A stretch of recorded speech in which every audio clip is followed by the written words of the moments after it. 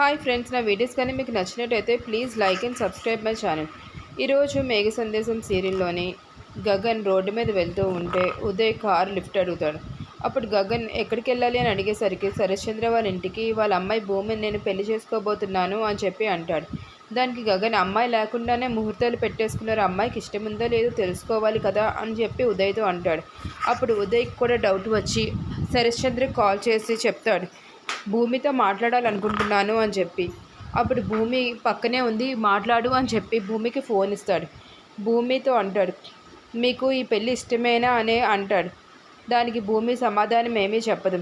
తర్వాత భూమి, మీతోని షాపింగ్కి వెళ్దాం అనుకుంటున్నాను, ఇప్పుడు మీ ఇంటికి వస్తున్నాను, మన ఇద్దరం కలిపి షాపింగ్కి వెళ్దాం పదండి అని అంటాడు. దానికి శరశ్చంద్ర పక్క నుంచి వస్తాను అని చెప్పు అని భూమిని ఇబ్బంది పెడతాడు. చేసేది ఏమీ లేక భూమి వస్తాను అని చెప్పి చెప్తుంది.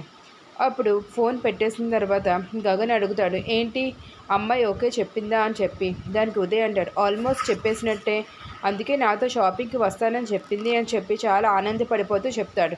దానికి గగన్కి ఒక్కసారిగా బ్రెయిన్ పనిచేయదు, ఏం జరుగుతుందో అని చెప్పి తల పట్టుకుంటాడు.